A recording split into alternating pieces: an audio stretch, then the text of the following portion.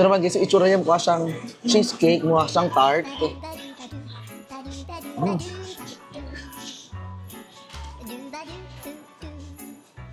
Pero lasang luwa. Ito, meron siyang leche. Leche. Leche ka. Ayan, leche. Gatas.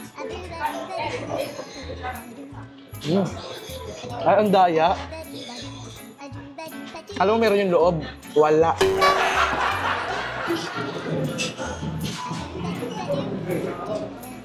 Ang baho ng ay.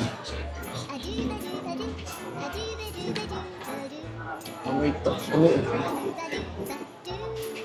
Parang amoy tubig ka na.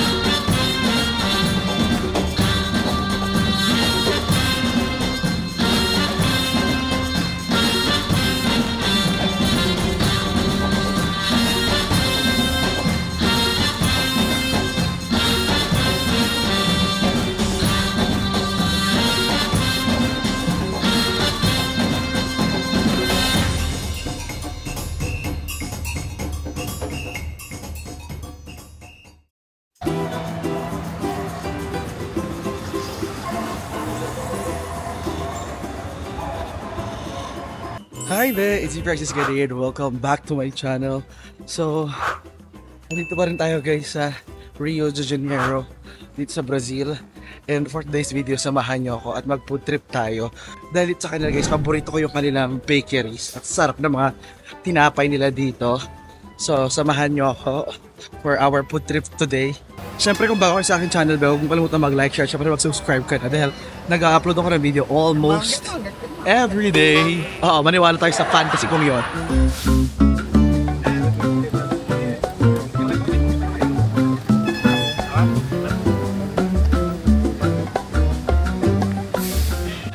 I feel like a local na rin dito sa Copacabana. And medyo nasanay na ako dito guys sa Rio, paikot sa Copa, sa Ipanema. Pero hayaan nyo munang get yung ating situation ha, para nakikita ko yung dinadaanan ko habang tayo ay nagbablog. And tulad ng nakikita ninyo, mainit dito guys. Always tayo, haggard na naman tayo. Pareho tayo ng weather sa kanila, so tropical lang din to. Kaya nagkakatas na naman yung aking jeep.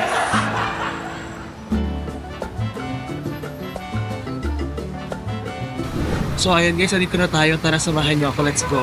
Sa mga malalaking syudad dito sa Brazil, gaya ng Rio de Janeiro, ganito ang kanilang mga bakery. Meron silang iba't ibang tinapay, pastry, at mga tradisyonal na pagkaing Brazilian. At makakahanap ka rin dito ng mga iba't ibang lutong bahay na paborito ng mga lokal. O diba, itsura pa lang nakakatakam na. Actually, di ko in-expect na masarap ang mga tinapay sa kanila, pero nabigla talaga ako nung nasubukan ko.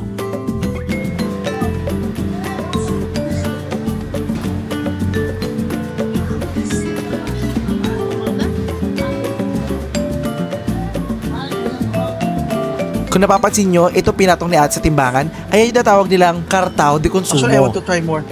Diyan nila ilalagay lahat ng mga pinamili mo at babayaran mo naman yan mamaya pagtapos mo kumain. At yung card na yun din, yung gagamitin mo palabas, parang beep card. Actually, na-amaze ako doon. Ang galing, diba? Ito naman ba yung ilang mga local delicacies nila dito? Yung iba dito ba hindi ko rin alam. Actually, ang alam ko lang naman dito is yung kosinya, itong shrimp, at saka itong egg tart. The rest, ngayon ko pa lang masusubukan.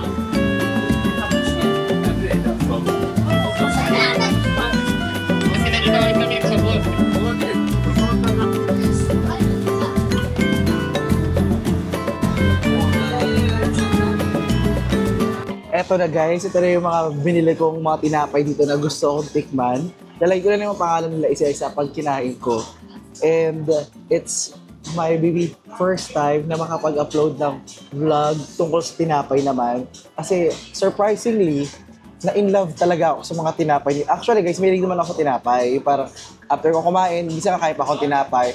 Eh dito, napansin ko, iba yung style ng kanilang mga bakery or ng kanilang mga shop na parang meron kang ganito oh. So, pagpasok mo, parang alam mo yung parang pang MRT na merong ganon. So, kunin mo yung dadaan tapos babayaran mo siya, saka mo siya isusugot uli para makalabas ka. So, hindi ko pa alam magkano yung total nito, magkakaalaman ito paglabas. So, meron ko dito mga tinapay, meron ako ditong coconut juice, tsaka umorder din ako ng kape. So, ito guys yung pinaka-breakfast ko. Kaya naman tara, samahan niyo ako.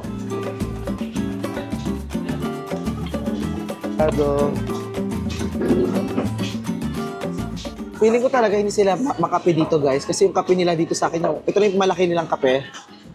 So, ay, yung pitit naman pala ng kape nyo dito guys. So, lagyan ko ng asukal yan. I feel like I have a really good morning. Kasi, mula sa hostel at tutuloy ako sa Ipanema, naglakad ako punta dito sa may Copacabana. Dalawa nilagay kong suka, sobrang tamis na ito. So, ayan. So, good morning. Nakakapag-morning walk na ako. Kahit hindi na morning, kahit tanghali na. Sarap. So, simulan natin yan sa mga ganito. Hindi ko alam kung ano ito, pero let's go.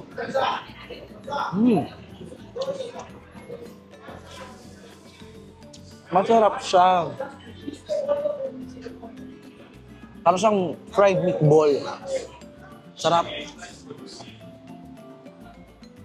Mas masarap yan kung meron silang sauce, kung may ketchup sila or what. Sarap ah. Ito naman guys.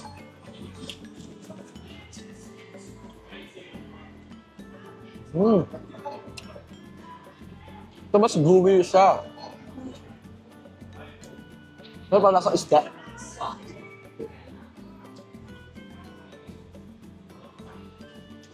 Parang isda. Pero crunchy siya sa loob. Tsaka kahit paano. So tinagal ko dito sa Brazil. Pakiramdam ko, may talaga siya sa asin dito. Maalat. Ito, maalat pero din sobrang alat. Pero yun yung common flavor nila dito, alat. Ito naman guys, try natin. Para siyang rosinya. Cosinya pala. Rosinya lugar pala yun. Para siyang cosinya. Cosinya nga sa ano. Sarap.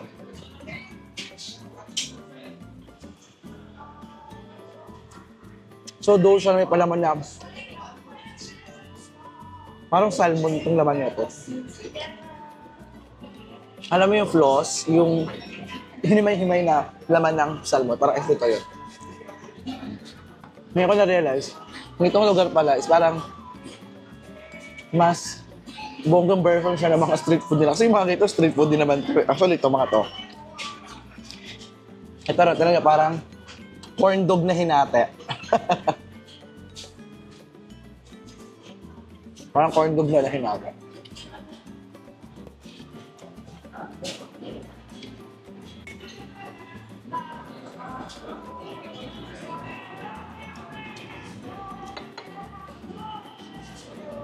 Ito pang isa. Cheese ball. Parang sa Amerika yung mga tater tots. Yung pwede naman dito guys, hindi naman sila mga snap dito kahit hindi kami nakakaintindihan. Alam mo yun? Mabait sila.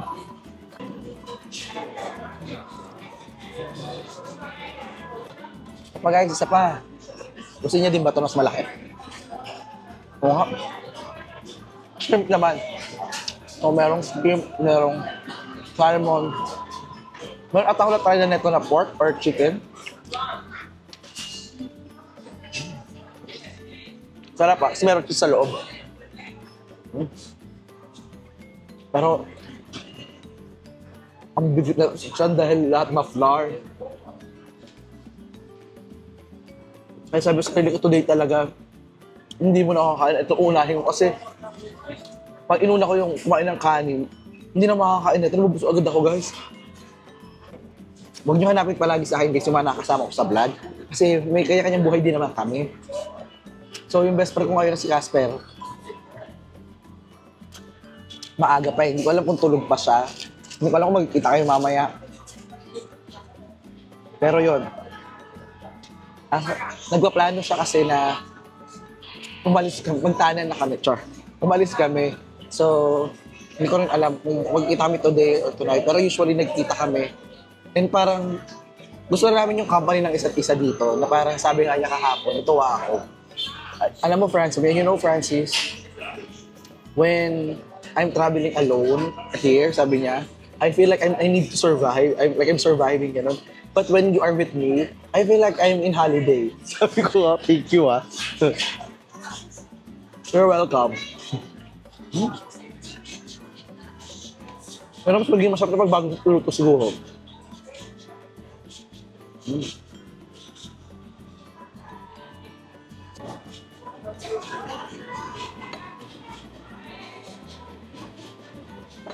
Ang liit talaga ng kape, nakaka-bad trip.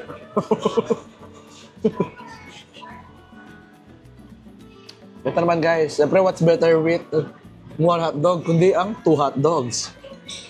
Ano lang ang tawag dito? Yung tikman natin. Kapabusog ko talaga dito.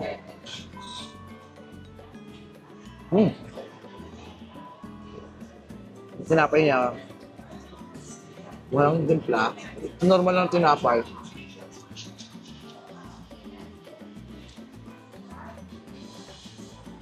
Hindi siya kalasa ng putok or ng mga tinapay sa bakery natin.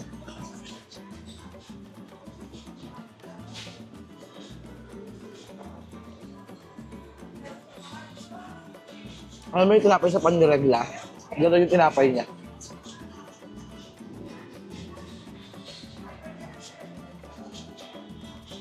Ito naman kasi itsura niya mukha siyang cheesecake, mukha siyang tart.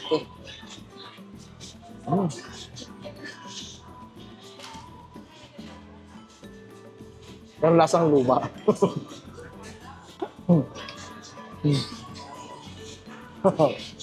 Malasang 3 days.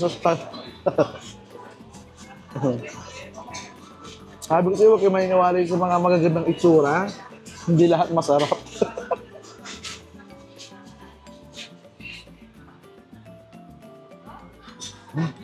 Basta yung kape.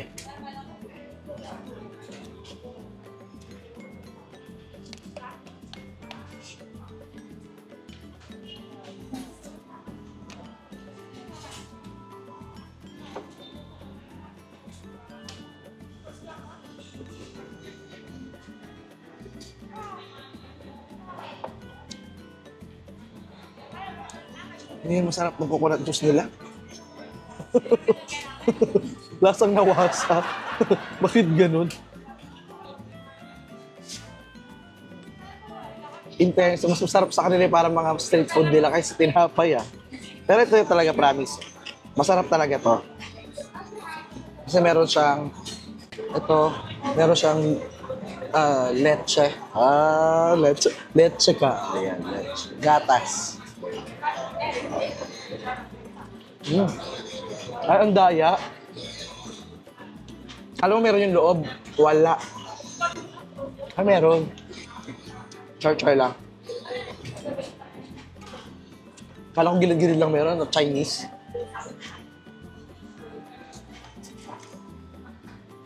Alam mo yun, yung Chinese sandwich. Ang palaman nasa gilid lang, wala sa gitna. Siya super fluffy niya. Para siyang Bavarian. Gano'n ang peg niya.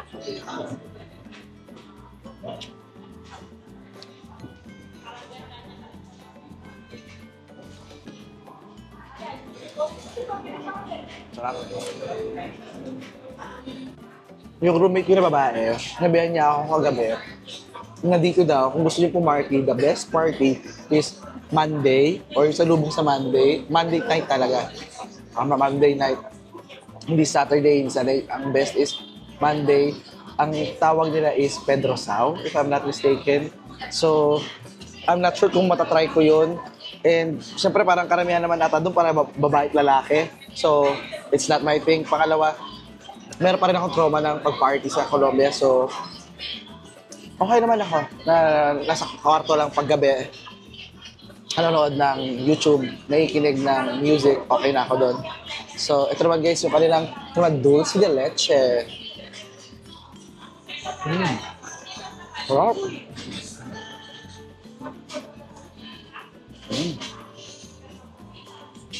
Sarap, parang malambot na yema.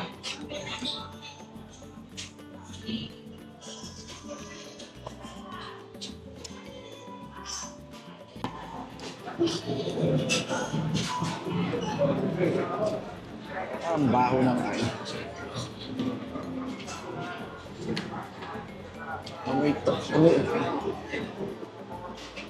Parang amoy tubig ka na.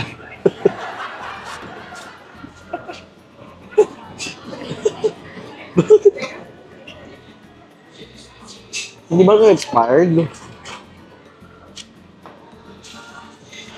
Hindi pa naman.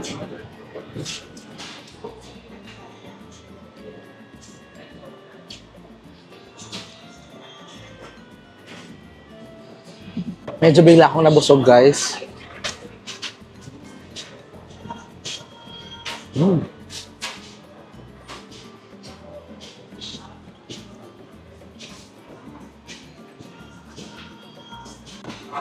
Okay.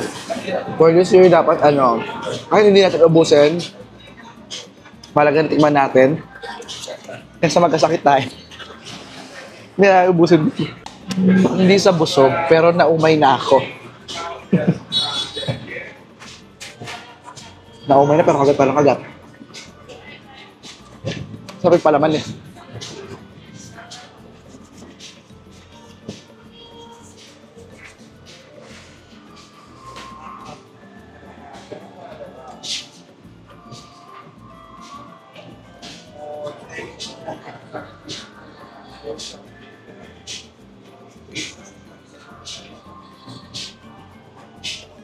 Bakit naglalasa?